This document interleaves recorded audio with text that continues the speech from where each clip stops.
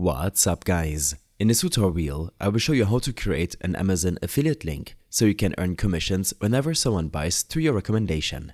First, head over to the Amazon Associates dashboard and log in with your account's details at affiliate-program.amazon.com. A link will be in the video description.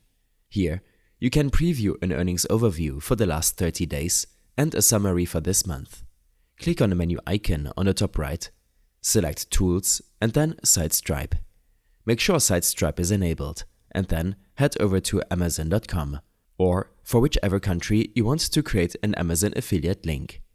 From here, find the product you want to create the link for. I will choose this cat product.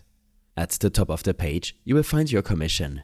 You can click Get Link on the top right to generate the affiliate link for this product. Just make sure you're signed in with the correct account. Choose your store and tracking IDs, and then you can copy the shortened or the full link to this product. You can use the link checker tool in your Amazon Associates dashboard to verify if this link is a valid tag or subtag for your Associates ID.